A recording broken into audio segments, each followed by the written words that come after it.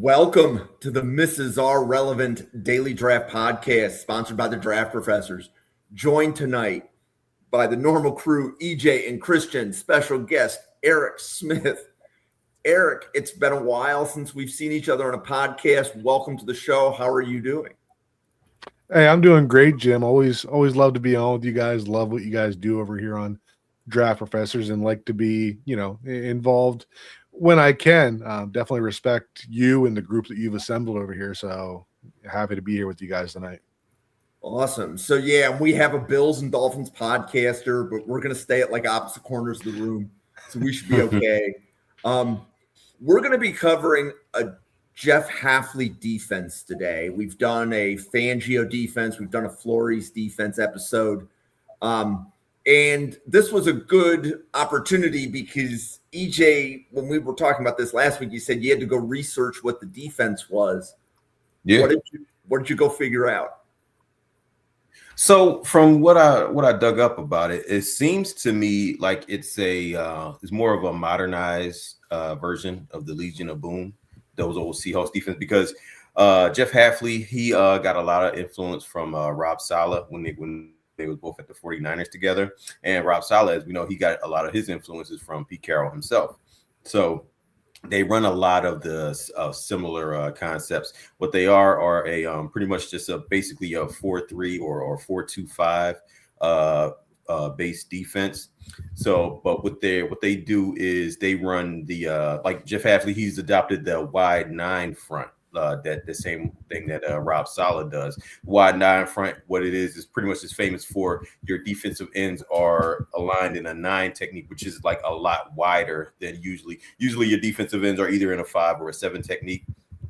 Wide 9 technique gives your defensive ends a sharp angle to the quarterback. So it's a different type of defense, and it also leaves bigger gaps for your linebackers to cover. But that's the defense that he runs, and he runs in an aggressive style of defense. Not really known for blitzing on first and second down, but on third down, I think their blitz percentage was like around 46%. So he's coming after you on third and long. He's really coming after you. What they do coverage wise, this is what really makes it like a more like a Pete Carroll defense, because he's heavy on the cover 3, on the single high defenses, cover 3, cover 1. What he does do is he disguises his coverages, so he doesn't completely rely on those single high defenses.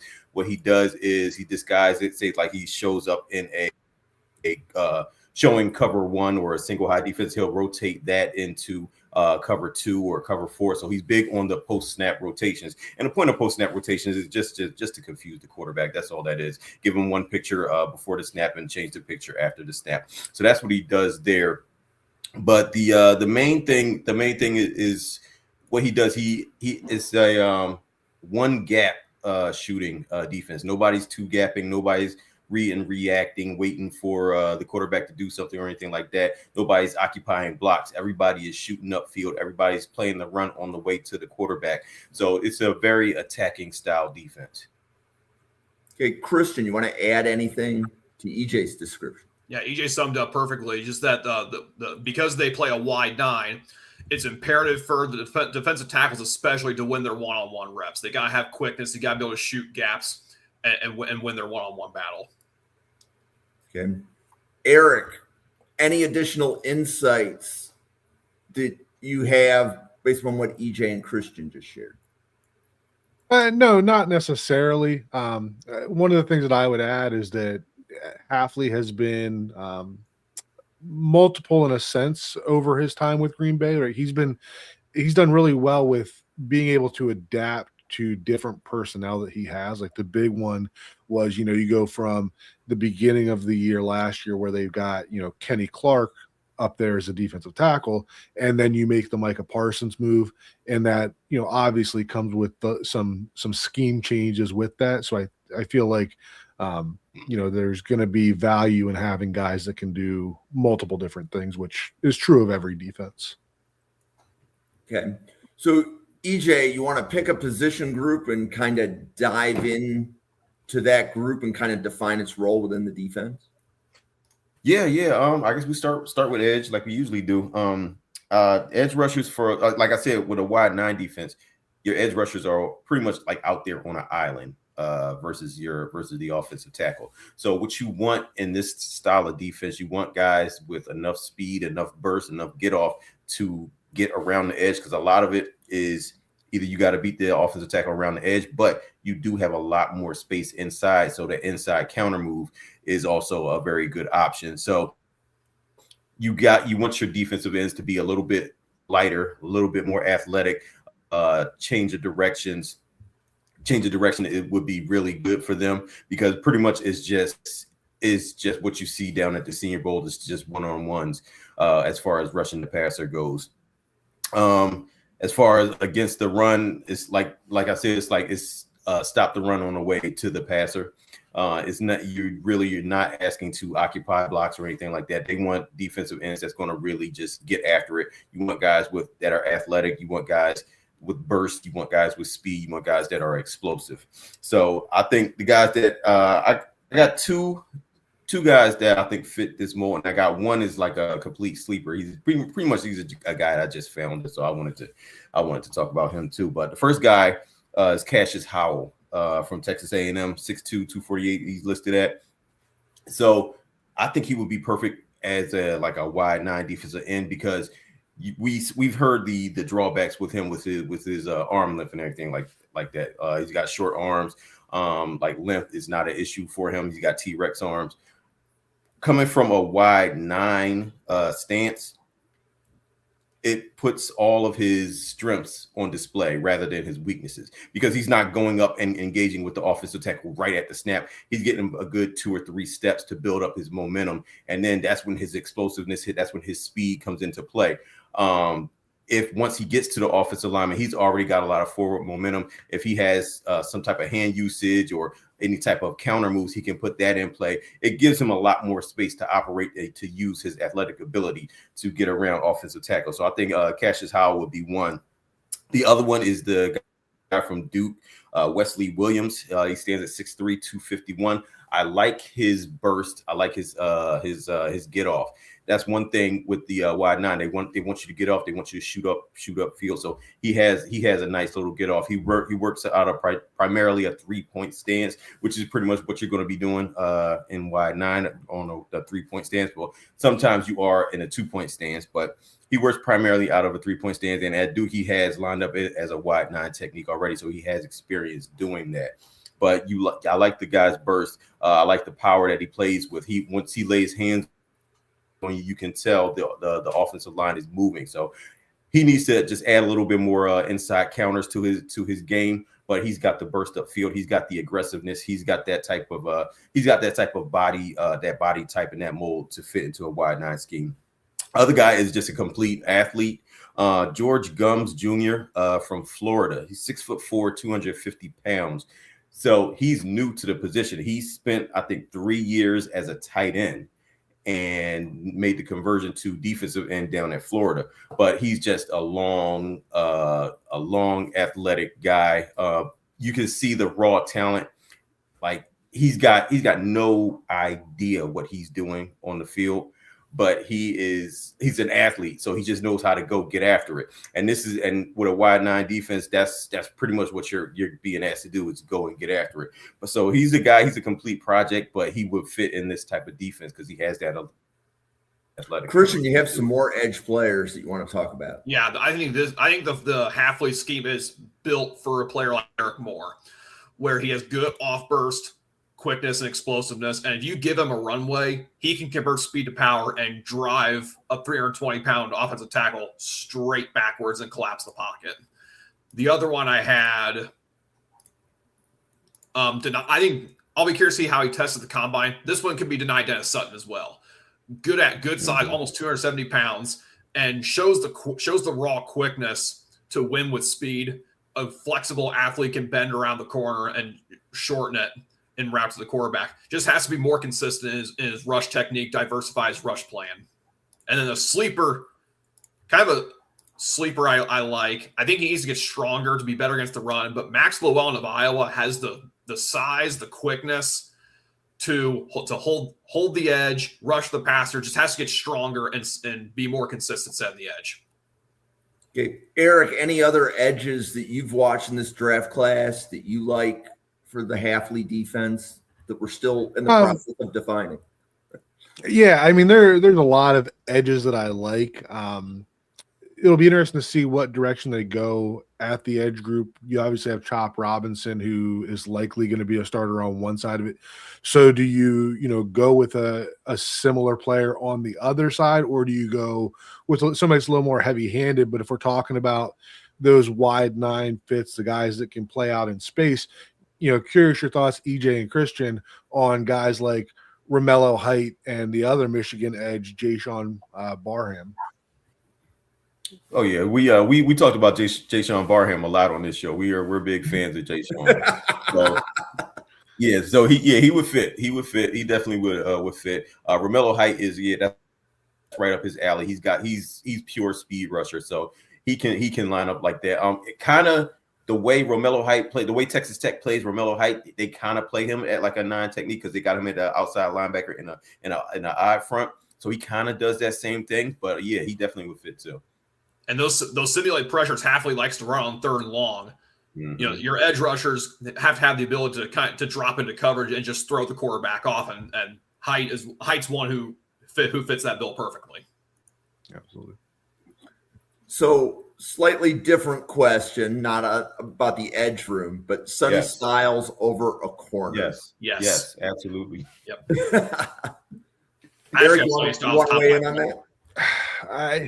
I think so, but the lane would make a really strong case for me. But can't go wrong with either of those guys.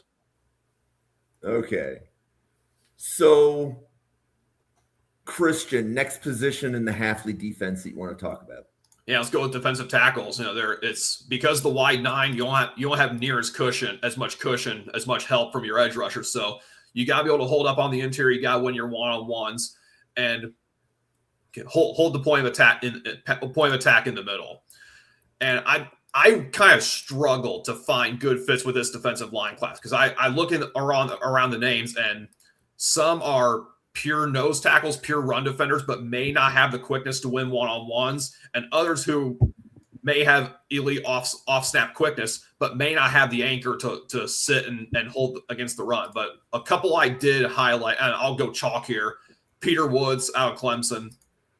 Win one-on-one, versatile, can align as an edge or a defensive or on the interior and be disruptive.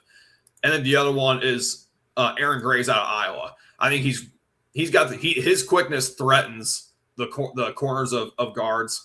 I think he's got the hand usage to be able to separate. Just has to help his anchor be more consistent as a run defender. Okay, EJ, any other things you want to add about defensive tackles? Yeah, that's the thing with the defensive tackle class this year. You got a lot of nose tackles, a lot of guys that's going to eat up space, but that can push the pocket. You don't have a whole lot of natural pass rushers that's in this class. 2 guys that stood out to me because, with these defenses, like Christian said, you want to be able to win one-on-one. You want to have you want to be a little bit more quicker, more explosive off the snap than a Cade McDonald would be or something like that. So first guy I thought of was Zane Durant. He's quick, he's twitchy, he's explosive. He gets right off the ball, and he gets upfield. And he's attack. He's a smaller player, like 6 foot, 6'1", 290, but that he fits the mold of shooting the gap because when you're shooting the gap, you're just trying to get in between the offensive linemen. You're just trying to get up the field and create havoc. So you need a lot of get off, a lot of first step explosiveness. The other guy I got from Texas Tech, Skylar Gill Howard. He's 6'1", 290 pounds. This guy plays with a ton of motor, a ton of effort. He's got the first step quickness to get upfield. He's got the hand usage. He's just a bit undersized with sub 300 pounds, like 6 foot, 6'1". But he's going to be in somebody's rotation because he's a dog out there. He's got good effort. He's going to chase down plays. I got this one tweet out. I think I put it up today. I mean, he's just chasing down running back from sideline to sideline. He's one of those guys that really gets after it. So he fits the mold into what we're looking for in a Jeff Hafley type of defense. So Eric, I know that you and I have had some conversations. Miami invested a lot in defensive tackle with Kenneth Grant last year. Any thoughts on the defensive tackles that EJ and Christian mentioned, and what's your overall status of the defensive tackle room for Miami? Yeah, so defensive tackles is a group that I really haven't looked at all in the draft process. And a big reason for that is that, Miami has Zach Sealer returning. They invested the first round pick in Kenneth Grant last year, picked up Jordan Phillips in the 5th round, I believe, and then Zeke Biggers in the 7th round. So you're 4 deep on guys that are going to be on the roster already. And so my question for you guys on this one is, right, and maybe some of the guys you already talked about fall into this, right? But is there a day 3 guy that you feel, probably more of a upfield pass rush threat guy that fits in there? Because, I mean, Sealer and Grant, I feel like can do a little bit of everything. Jordan Phillips is more of your stout nose tackle, not going to give you a lot in the pass rush game, right? And then Zeke Biggers last year was more of like your 4 or 5 technique, heavy defensive end type player. So if they're looking to add defensive tackles in the draft, I feel like it's going to be, maybe that guy that comes on for, 10, 15 snaps a game in pass rush situations, just getting upfield. So do you guys have anybody that kind of fits that mold? My personal opinion is every player other than Peter Woods was a day 3 defensive tackle, but Christian and EJ, what do you think? Yeah, well, both guys I mentioned. Go ahead. Yeah, I was gonna say both guys. I would say both guys I mentioned, they're going to be available on day 3. I don't think they're going to go like early in the draft. Zane Durant and Sky Gilhoward, most likely, I got them as like round 4 type of guys, so they should be there later in the draft. One name I will throw out there, and he's just kind of, I would say, an average athlete, but when I watched him in the Senior Bowl, he can win one-on-ones with good hand usage. That's Bryson Easton out of Tennessee. Okay. And then there's one other name that I'll invoke, and that's going to be Grayson Holton from Oklahoma. So he's a little bit bigger than the defensive tackles that EJ mentioned, but he's still sub 300.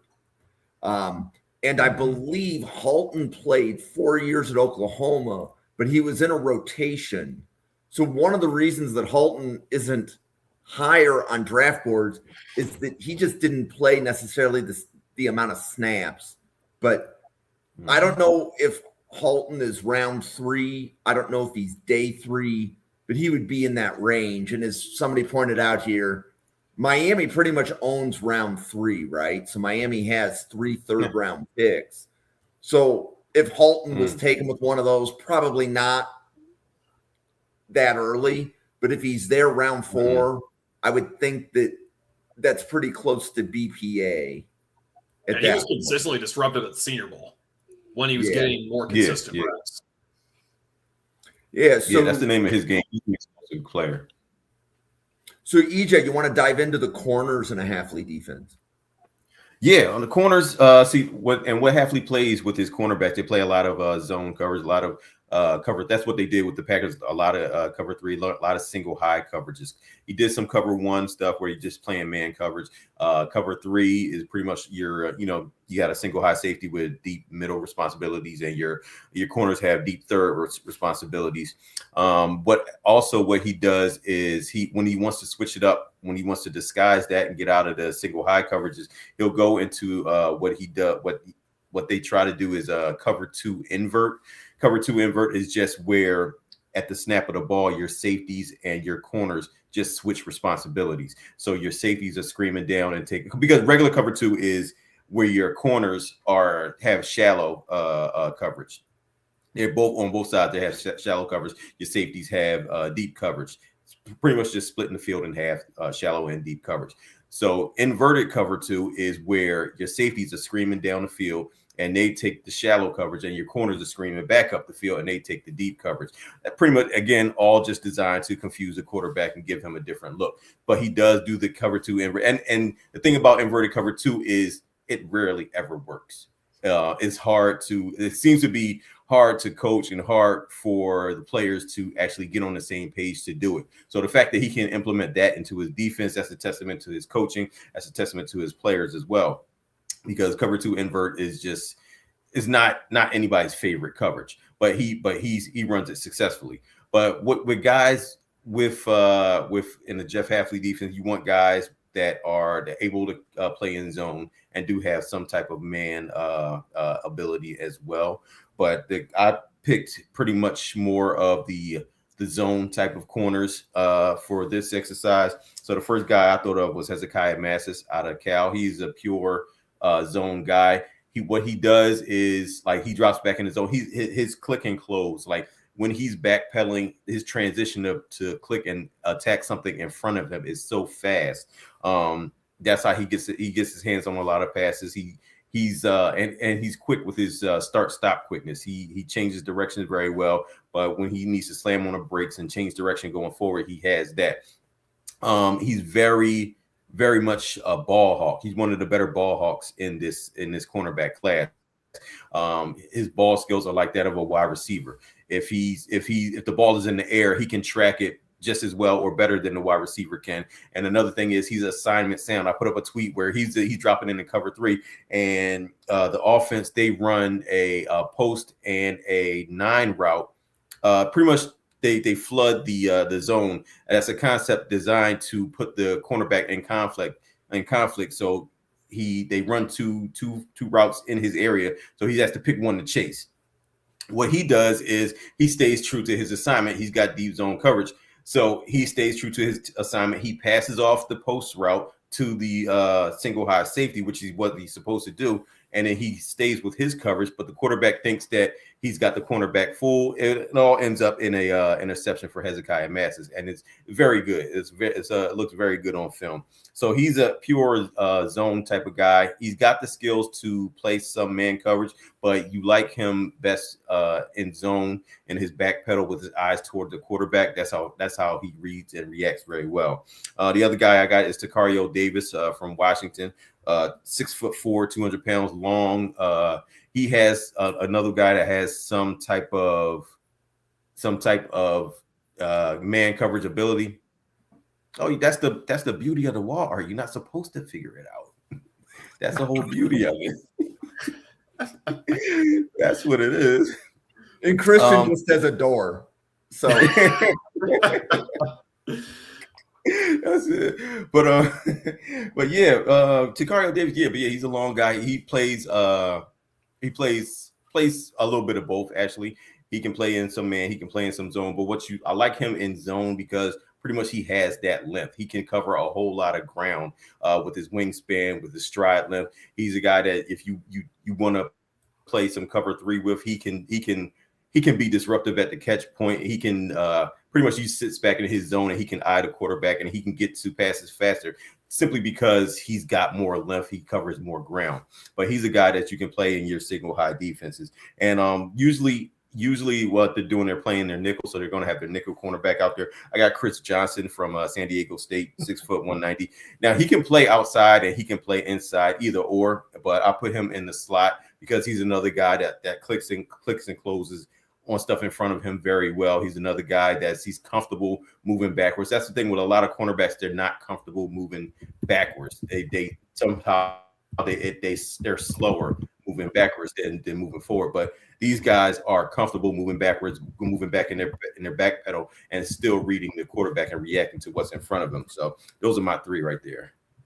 And Christian, what corners do you like for the Hafley defense? Yeah, I like Chris Johnson as well. It can play man, can play zone, good eyes when in off coverage, can reads the backfield, reads receivers, can trigger downhill to cover the out, flat, or the run, willing tackler, kind of a good all-around player, and someone who you can ask to do a little bit of everything.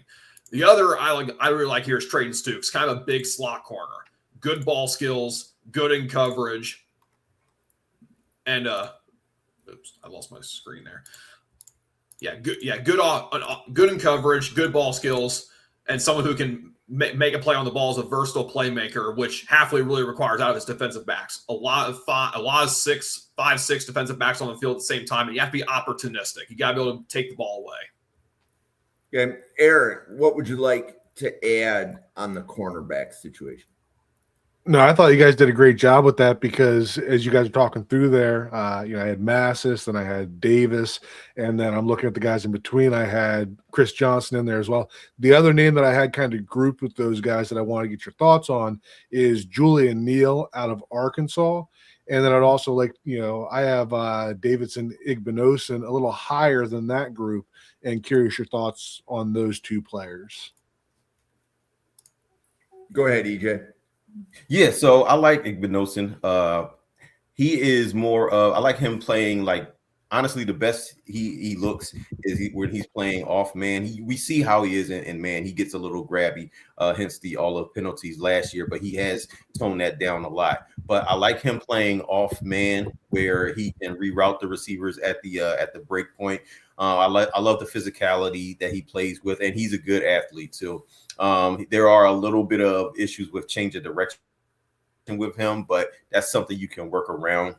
He can play a little bit of zone, but I like him more so in off man coverage where, well, pretty much off man, and he can play some zone because I like him just sitting back and reacting to what's in front of him and being aggressive and coming downhill. Julian Neal, I like him as as a man cover guy. With him, I gotta look at him a little bit more, but his transitions I think are a little bit slower than some other cornerbacks in the class. I like the size, I like the length. He has decent long speed, but as a zone type of player, I don't know if he has the fluidity. I like him more as a man type of a cover corner, to where he can be physical with guys and get hands on guys and limit their ability to run. But I really do like Igbinosun better out of the two of them now. Cool. Christian, anything else to add there?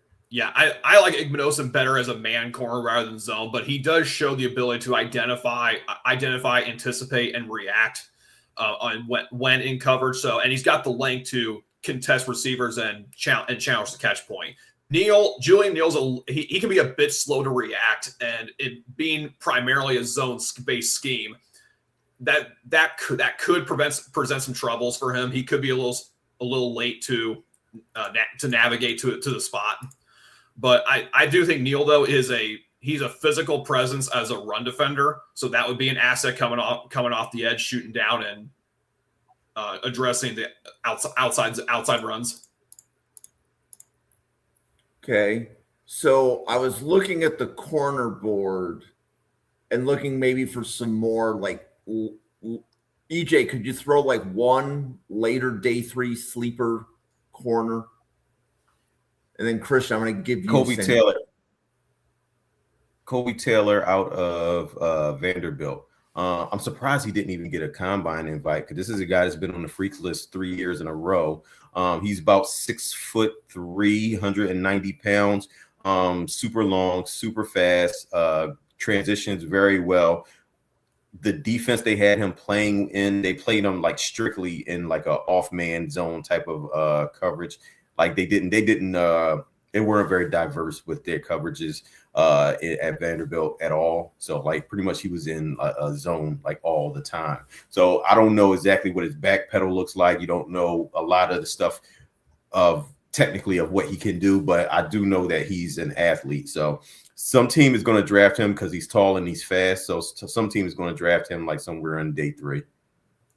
Okay. Christian, any other late day 3 corner you want to name drop? I'll throw Thaddeus Dixon out there out of North Carolina. Really good instincts and discipline. I think he's got the eyes to maintain his assignment and then react timely and accordingly. Okay, so this is the beauty of draft professors. You're both of you, like EJ and Christian, your boards are unbelievable with the amount of depth that you've done to get to this point of the draft cycle. So we have 2 positions left. One is linebacker, one is safety. Christian, which one do you want to cover? I'll go linebackers. So linebackers, because the defensive linemen are they're expected more to rush the passer. The linebackers have to be able to not only stop the run, but also drop in coverage and kind of man the middle.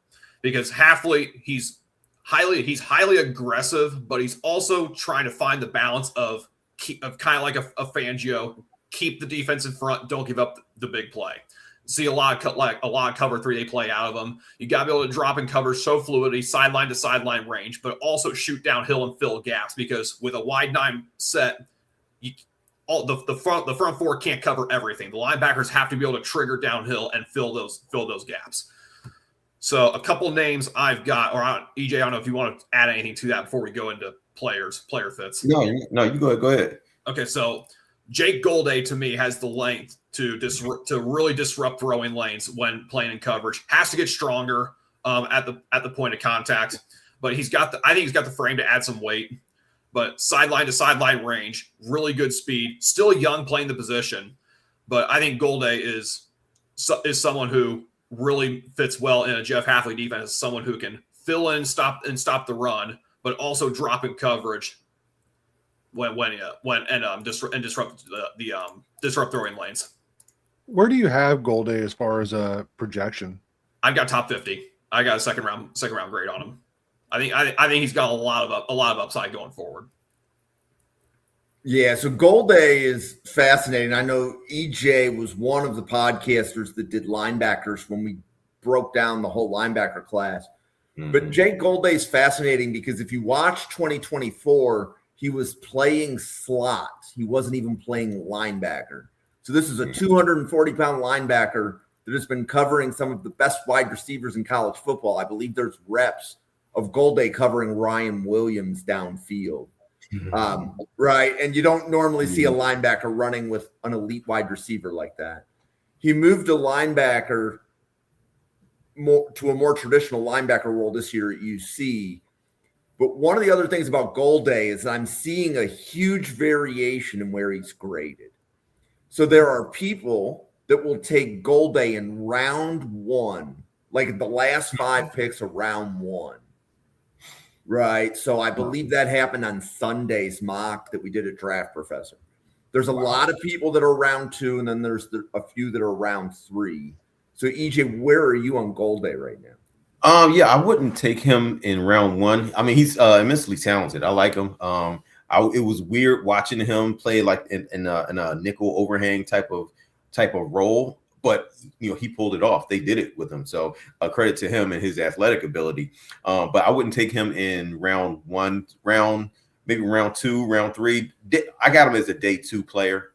So I think that's where ultimately he goes. But he definitely has a starter upside because he has the coverage ability. He has the athleticism. But you want to see what the instincts are in the box. He has decent instincts already in the box, but you want him to be a hair quicker. And that's simply because he hasn't played that traditional linebacker role a ton. But I think with more reps, he'll be fine like that. But he definitely has a ton of upside. Okay. EJ, you want to drop any more linebackers that you like for the Hafley defense? Yeah. Like Christian said, your workload as a linebacker in this type of defense is a lot heavier than what it would be in other defenses. Sometimes you usually, like in a Fangio defense, you got guys in front of you that's occupying blockers, so all you got to do is see ball, get ball. That's not the case here. With your defensive lineman shooting up the field, that means your offensive linemen are climbing to the second level trying to block the second wave that's coming. So you got to deal with offensive linemen in your face. You have to have the sideline to sideline speed to chase down plays, because sometimes with a wide 9 defense, that B gap, the A gap is the space between the center and the guard. B gap is the space between the guard and the tackle. That B gap is extra wide. That you have to cover that zone. You have to cover that area. So teams are going to try to attack those gaps, and you have to be fast enough and explosive enough to get down there. On top of that, you have to be strong enough to knock off the offensive lineman that's trying to block you to get there. And oh, by the way, you still got to drop back into coverage when it's a passing game, when it's a pass.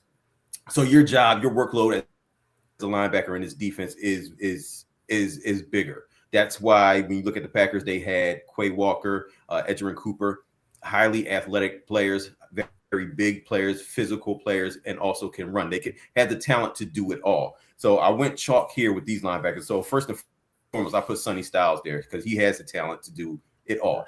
He if you want to give him a big workload, he can handle that. He can cover. He can chase down a ball carrier. He's one of the fastest linebackers in his class, and he knows how to shed block. He may not be that powerhouse that's going to knock offensive linemen's heads off, but he knows how to slip blocks without giving up gap integrity. So he's not going to be run out of the play while trying to avoid a blocker. So he knows how to get to the ball carrier. Other one I got is Anthony Hill. He's he's old school. He's a downhill thumper. He's going to blow up the A gap. He's going to blow up everything that's in front of him. So he's a guy that can take on offensive linemen and stack and shed and then get to the ball carrier. He also has enough athletic ability to drop down into his zone coverages and handle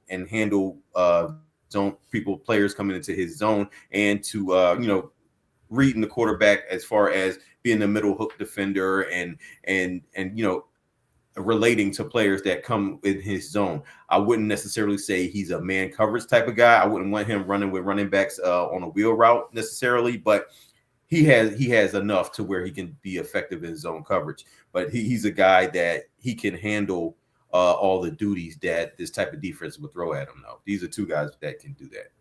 Okay, Eric, thoughts on the Miami Dolphins linebacker room and anybody that you've watched? Yeah, so I mean, the Dolphins have Jordan Brooks, who is a very good linebacker already. The other linebacker spot has been filled by Tyrell Dodson. Bills should be familiar with him. But he's been a guy that you constantly want to replace. So there's definitely an availability there. As we're kind of talking through that with the linebackers, that question earlier about Styles versus a corner, if they're both on the board 11, when you look at the depth of the linebacker group compared to the depth of the cornerback room, right? That if you look at it from that perspective, then Sonny Styles is almost a no-brainer there, because there is no other linebacker that is close to him, unless you're putting Arvell Reese as a off-ball linebacker in that conversation. Anthony Hill is my number 2 linebacker. Love him. The one that I wanted to ask you guys about was Aiden Fisher out of Indiana. What do you guys think about him and his fit for this scheme? Christian. Little stiff. I'm not sure about his sideline to sideline range, but working downhill and stuff in the run, I mean, very instinctual, very intelligent. I just think his range is going to be somewhat limited because some lower half stiffness. Yeah, same. Because I like the instincts. I like the ability to diagnose plays. That makes him a little bit faster, but I think there's some athletic limitations there, especially for this type of defense. I think in a different type of defense, I think he'll be just fine. But for this type of defense, I think there's a little bit of athletic limitations. So there are draft professors that say Aiden Fisher is the best pass coverage linebacker in this draft class. I'm curious, EJ, Christian, Eric, any of you going to buy or sell? I'm selling it. I mean, I like Sonny Styles in coverage.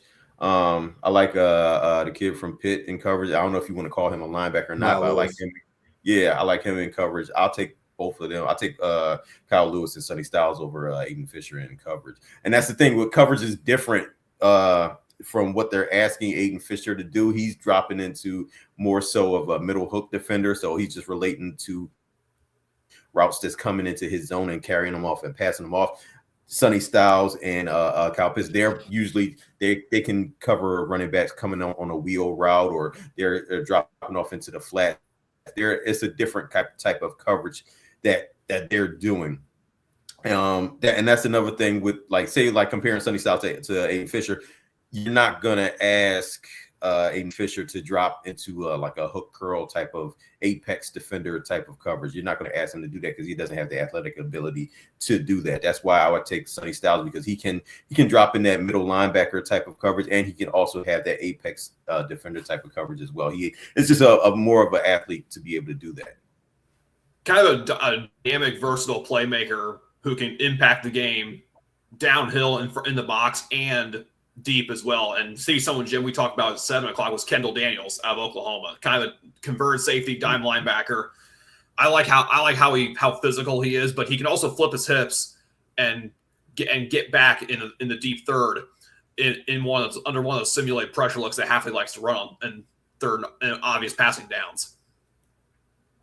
Okay, love the Kendall Daniels shout out. And we have 2 linebacker podcasts next week. I believe there's a linebacker show on Wednesday and then another one on Thursday. So if anybody watching wants to learn about a lot more linebackers, we have 2 different podcasts giving their interpretation of the linebacker class next week. Okay, so the last position, EJ, is safety. You want to talk about safeties in a Hafley defense?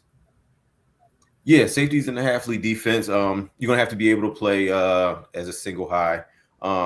With the single high is when you think of single high safeties, the classic single high safety is Earl Thomas. That's the classic role of a single high safety. You want to have range, sideline to sideline, all over the deep half of the field. You want to be able to stay on top of all the routes. What this requires is it requires speed. It requires you have to have like your instincts have to be good because you have to have eyes on the quarterback and you got to make sure the quarterback's not you're manipulating the quarterback and the quarterback's not manipulating you. And ball skills, got to have ball skills because if the wide receiver gets on top of the cornerback, that's your responsibility now. Cornerback's in trail position, he can't help you. So you have to have the ball skills to stay over top of routes, to locate the football, the trajectory, and all of that. With these, it's a more modernized defense that the Hafley is running. So usually you can't have just one single high and one strong safety type of like Cam Chancellor role. You got to have guys that are a little bit more interchangeable because, with motion and everything like that, responsibility of the safety can change. So originally, as my single high type of guy, I had Genesis Smith on here, but it was a guy I just watched before the show. So I took Genesis Smith off and I added Ahmad Moses from SMU, 5'10", 205 pounds. I saw him on the combine list. What he does, I watched him versus Miami. Watch him against Miami, and he plays that classic single high role. My SMU answered most Miami formations with cover one, and Ahmad Moses was the single high safety. He finished that game with 15 tackles and 2 interceptions. The kid was everywhere. He triggers downhill with bad intentions. He wants to. I mean, he's a small guy, but he wants to knock your head off. He's that type of player. And even though he's a smaller player, he does have the range to stay as a single high. He plays some reps as a slot cornerback, so he has decent coverage ability. So I had him as my single high type of safety. I just want to see how he tests. I want to see what exactly his true speed is. I want to see how he tests at the combine. The other player I had is Jalen Husky out of Maryland. 6'1", 199. He's a guy more of a pure athlete. He's a downhill type of guy. And he's a guy where if you have to rotate your coverages, he can handle some single high duties as well. But in more like a cover 1, cover 3, he'll be the safety that's coming down and he'll be. They call it the robber. He'll be the robber that's coming down and robbing all the crossing routes. That'll be his role because he's very good triggering downhill, very good speed, good size, good change of direction. He's a very good athlete. It just sometimes you want to see if he has the necessary ball skills to be a single high and the necessary instincts. But coming downhill and robbing crossing routes, he can do that all day long. So I got those two guys. They pretty much solid athletes. I think both of them can stick to staying as single high safeties at the next level. Ahmad Moses, I think he has a little bit of versatility where he can be a slot cornerback as well if they wanted him to do that. But both of these guys I think would fit in this defense. So first of all, I love the Ahmad Moses shout out. He was not in the simulator when you started, but he is in the simulator now. So, thank you. And then we can never talk enough about Jalen Husky on this podcast. So shout out to Mel Kiper. Mel Kiper shouted out Jalen Husky in like October. And then ever since then, every Draft Professor podcast that covered safeties said that is definitely a safety that you want to watch. So if you are not familiar with Jalen Husky, I don't think he gets out of round 4, just based upon the different analysis of the various draft professors. Christian, what safeties did you like for the Hafley defense? I like both USC safeties, Bishop Fitzgerald and Kamari Ramsey. Fitzgerald's your single high over the top. Phenomenal ball skills. 5 picks this past season at USC, one pick 6. And then Kamari Ramsey's kind of like that Robert role who's going to play downhill, stuff the run, playing more that intermediate third. One more I think is an excellent fit, and I'm extremely high on him, and I don't think taking him with their Miami's first round pick would reach Emmanuel McNeil Warren out of Toledo. His skills in the deep third are elite. Fluidity, range, length, ball skills, and then he's got to improve his batting average as a tackler, but he's quick to trigger downhill and aggressive in attacking the run. Okay. Eric, thoughts on the Miami Dolphins safety situation right now? Yeah, while the safety situation now is basically Minka Fitzpatrick, and don't even know if he's still going to be there because there's been discussion of him possibly getting shopped. They have a rookie from last year, Dante Trader Jr., who played a little bit, but still has needs competition back there. Safeties are something that on the other podcast that I do that we're going to look at for next week. So I'm kind of early on them, but have looked at some of the names that you had, and I do have a few questions I want to run by you guys. So the first one of the guys that I interact with on Twitter, good defensive backs guy, he's got kind of a hot take that he has Dylan Thieneman is the best safety in the draft for Miami, even over Caleb Downs.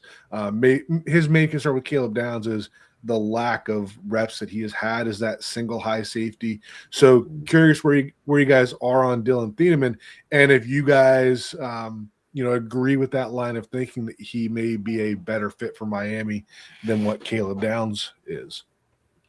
EJ?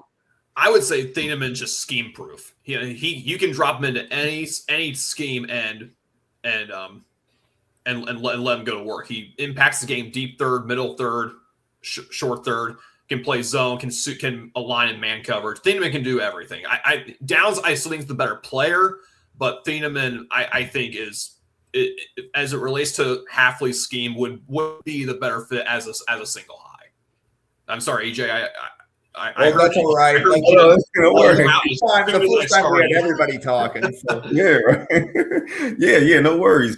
But yeah, I would say, Thieneman is the better fit. I wouldn't necessarily say he's the better player, but he's the better fit because the thing with Caleb Downs is he could play that single high role. He could be okay at it, but the beauty of Caleb Downs is he's better the closer you bring him into the line of scrimmage. Let him wreak havoc closer to the line of scrimmage. That's where he's best at. Dylan Thieneman, he's good closer to the line of scrimmage as an enforcer, but Caleb Downs is the better player at that. Thieneman is probably the better cover guy. So if you're looking for a pure cover safety, then Thieneman is the better pick. Next one was so my guy Anthony Testino commented earlier in here. I'm not sure if he's still watching or not, but he had told me to take a look at Emmanuel McNeil Warren. I did for the first time today. I'm not nearly as high as what you guys are talking about is, a first round option for the Dolphins. Not yet. So I guess one would be, is there a game that you guys have watched that you're like, hey, go watch him? This is where you're going to see the round one guy. And two, do you feel like there's some shades of Nick Emanwari in Emmanuel McNeil Warren's game? I would say athletically, there is some shades of Emmanuel McNeil Warren. Shades of Nick Emanwari. What did I watch? I watched Toledo against, because I was watching the two corners too. They actually have two corners that are draft eligible as well, and they're not too bad. But yeah, I can't remember what game I watched with Emmanuel McNeil Warren, but it was one where I saw they had him. They play a lot of off coverage. They play a lot of zone coverage. They were disguising things. They had everybody up at the line of scrimmage, and he dropped it off into a cover two. This speaks to what type of athlete Emmanuel McNeil Warren is, because he was at the line of scrimmage, and at the snap he had to go. They dropped out into a cover two, so he had to go from the line of scrimmage all the way to the deep half coverage. you've got to have good athletic ability, good speed, fluidity. You got to have that for the coaches to be even comfortable calling that type of disguise with their defense. So that's one little snapshot of what he can do, because his athletic ability, it leads to versatility. So he can wear a lot of hats on the defense. He can do a lot. I can see why some people, I think if he blows up the combine, I think some team will take him late in the first round, but more than likely I got him as a day 2 guy, a second round guy, early second round, but I wouldn't be surprised if he went late in the first round. I would go back. I'd recommend going watch the Kentucky game from the first game of the season. I think he had, we're going to pull stats. Yeah, 11 tackles and a fumble and a forced fumble in that game, and he was everywhere, just a ball magnet. I actually like him better than Xavier McKinney. I think he can fill that role in the Hafley defense. And when Green Bay signed him from the Giants, he became the staple in that secondary. Someone who can take the ball away and step down and trigger against the run quickly. Okay, so shout out to Brian. So Brian, you do a lot of small school scouting. Eric asked for what games to watch a few minutes ago. Brian covers the MAC. Like, we did a MAC podcast way back in the summer. So Brian, if you have games to watch, feel free to drop them into the chat. Okay, so Anthony, our Dolphins follower, he inspired this episode with a comment in our podcast last week. So do you guys have any thoughts on Bud Clark or Zaquee Wheatley? So that's Bud Clark from TCU and Zaquee Wheatley from Penn State as safety fits. Christian? Yeah, Bud Clark's your ball hawk. He's going to take the ball away. He'll dominate that deep third. Wheatley, same thing. I think he doesn't have the ball production that you would like ideally, but he does have the fluidity to cover sideline to sideline and is aggressive in playing downhill, attacking the run. So, EJ, I have a question. Is Zaquee Wheatley the Shamar Stewart of safeties? Good athlete, no production? Exactly. Okay. Yep. Probably.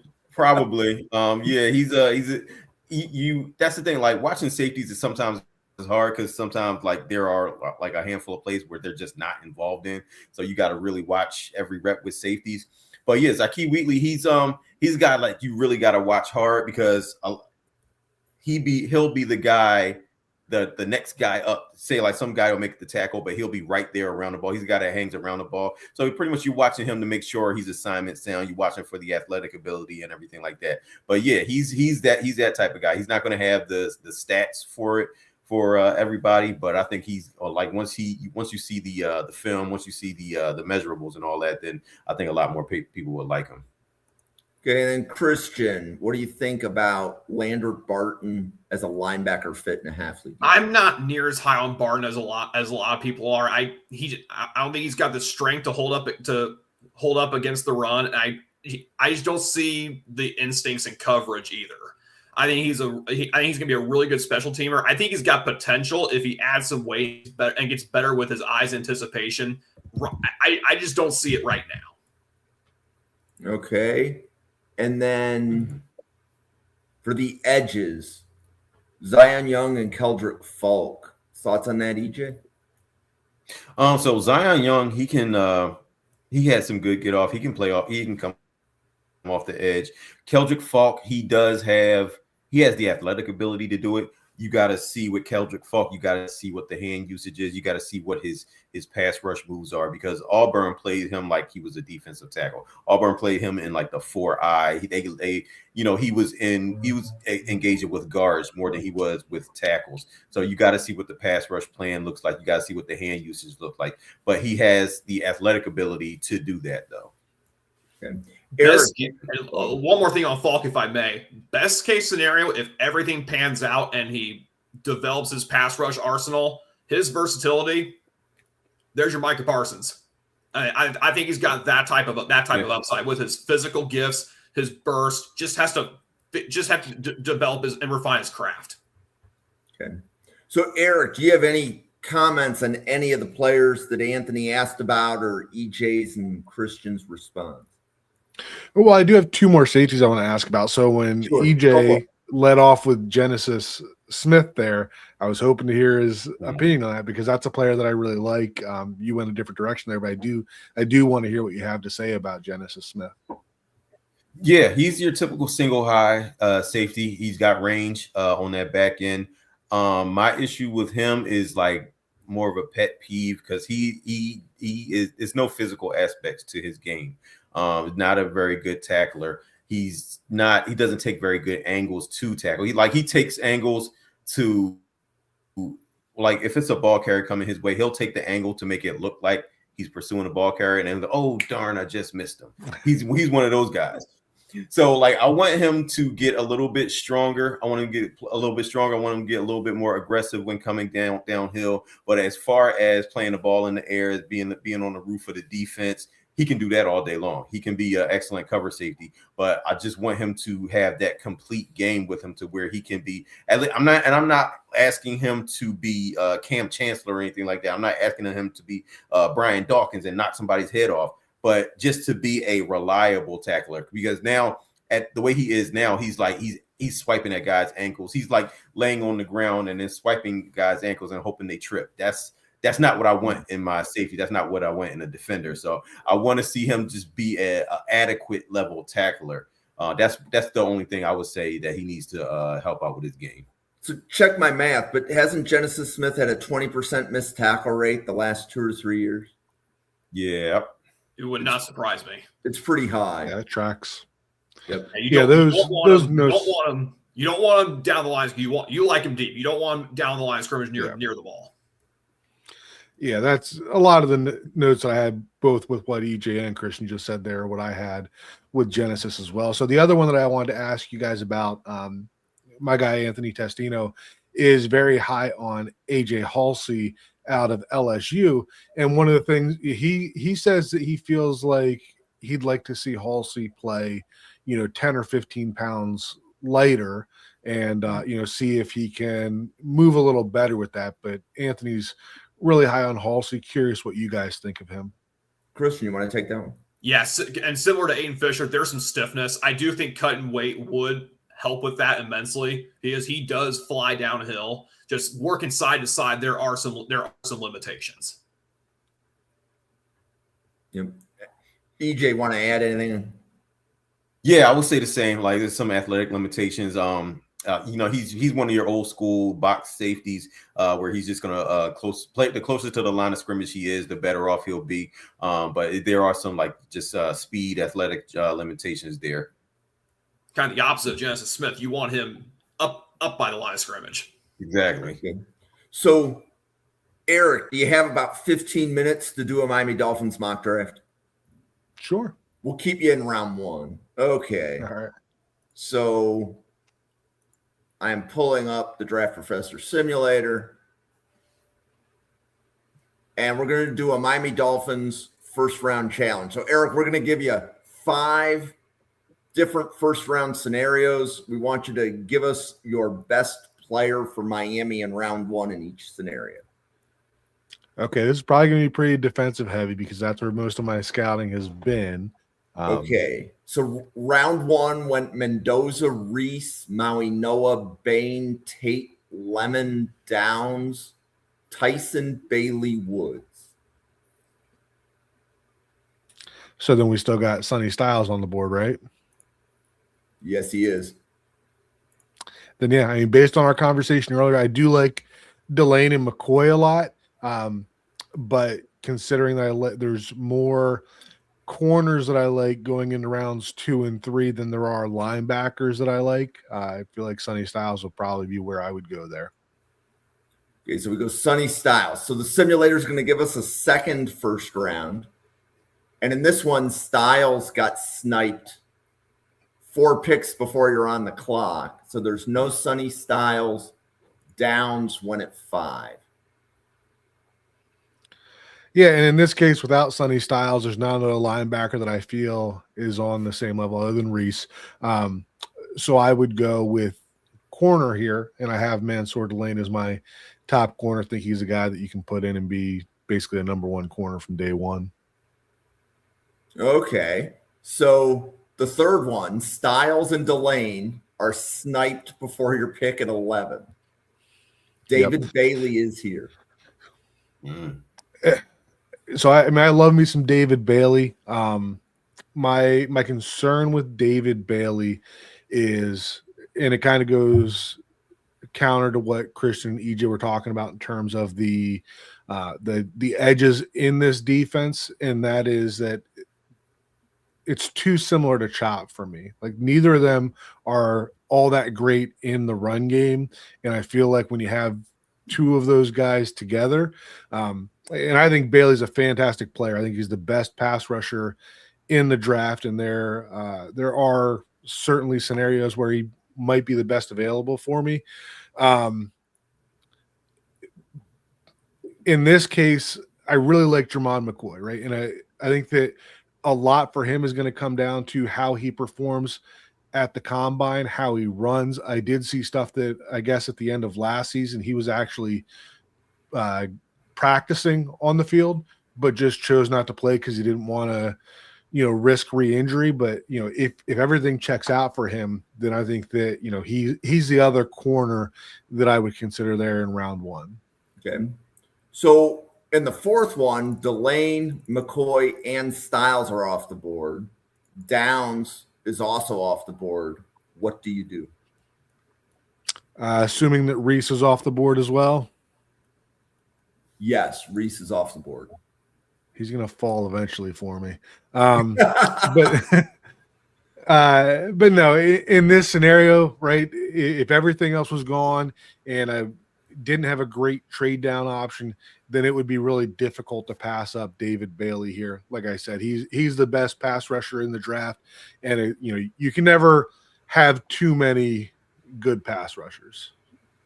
Okay, and then in the fifth and final one, Styles, Delane, McCoy, Bailey, all sniped. Reese is off the board. Bain is off the board.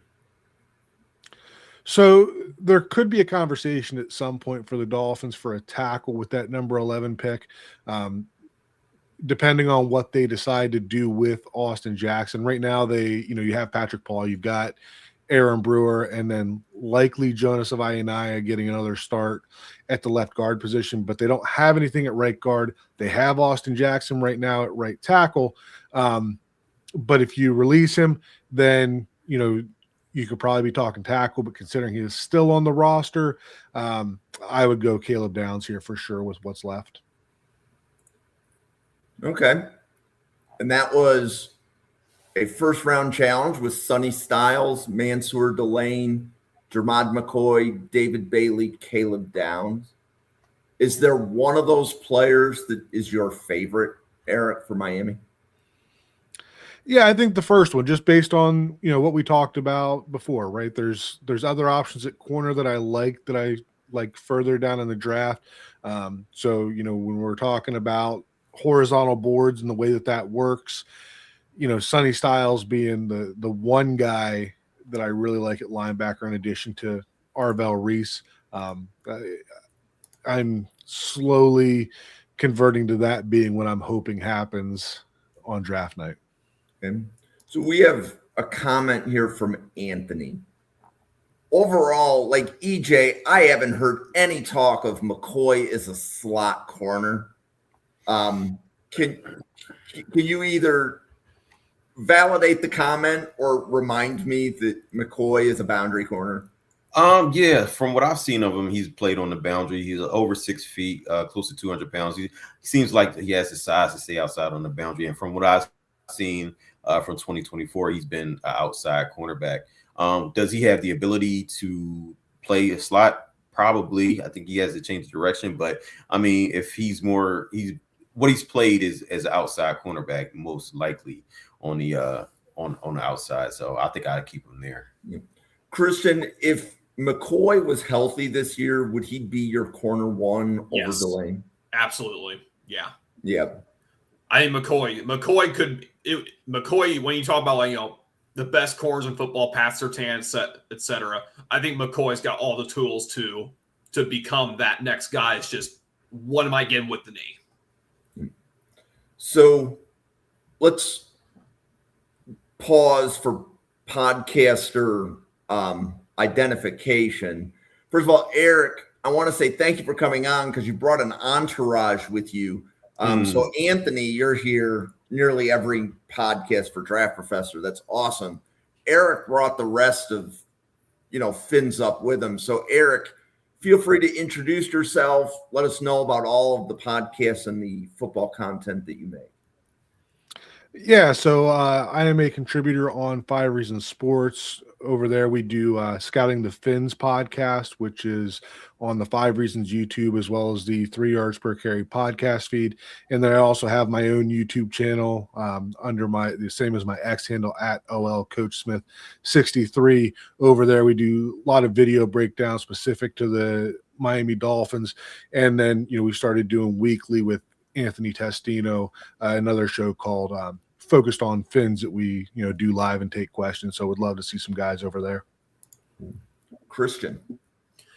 Yeah, I'm on Twitter at Zwick_Christian at the handle below there. Also right here on the This Is Our Relevant podcast every Thursday at 9 p.m. New Top 100 Big Board coming out next week before the Combine. So check it out. I appreciate all the interaction and engagements. Cool. EJ. Yeah, pretty much you can catch me every Thursday, 9 o'clock here on the Mrs. Our Relevant podcast, along with Christian. You can also catch my work on the Rogue Analytics Draft Guide. It's coming out in about almost a month now. I'm going to be doing running backs and wide receiver scouting reports there. And then also you can see on my Twitter or X, I'll give you player breakdowns, scheme breakdowns, about film breakdowns of what these the draft players pretty much what I like about them, how they fit, and pretty much all things draft related. And what you get with my Twitter feed, pretty much all you're gonna film-based opinions. It's gonna be what I see on the film and what I think of the players. No hot takes, no rage bait, no clickbait, none of that stuff. So if you want to argue with me, argue with the film. Don't argue with me. And as always, I will never, ever, ever, ever say word generational. And I want to thank everybody that's here and remind everybody that Draft Professor is podcasting on the draft every day. We have a show at 7 and 9 p.m. Eastern right now. We have 2 shows on Saturday. We have 3 shows on Sunday. So if you're watching on YouTube and you can hit that subscribe, you will be notified whenever we go live. So among the topics that we have coming up, Sunday night, we're going to be talking about positional value. So the whole, do you take Caleb Downs in the top 10? Do you take Sonny Styles in the top 10? But we're just going to extract it to just positional value. So that's going to be the topic for Sunday night.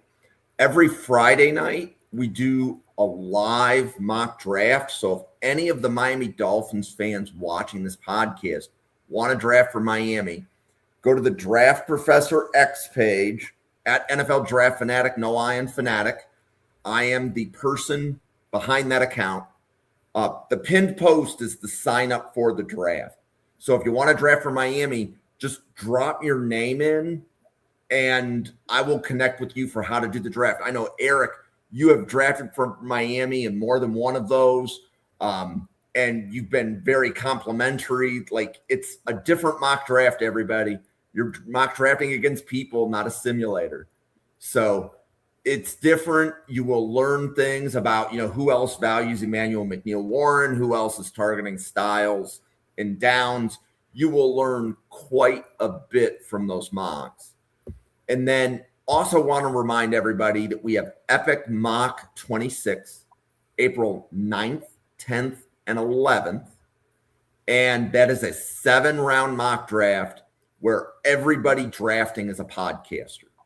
So there will be 32 podcasts. There will be a Miami Dolphins podcast, Buffalo Bills, Philadelphia Eagles, etc. Every team's going to have their own podcast. We'll also have a big one here for Draft Professor. It is by far our biggest podcast of the year by a factor of about 100, just based upon what we did last year. So it's a lot of fun. It's 3 days long. This year on Sunday, we're adding a UDFA episode. So the only players we're going to talk about on Sunday are the players that weren't drafted the previous 3 days. So if you want to get new player names, Draft Professor, we're here every day. So like I got a new name from EJ today. And that's what we're here to do is we're here to dig. We're going to find new names. So for Eric, Christian, EJ, myself, and the 80 podcasters at the Draft Professor, thank you so much for tuning in. Enjoy your Thursday night, and we will see you on a podcast again tomorrow. Thank you, everybody.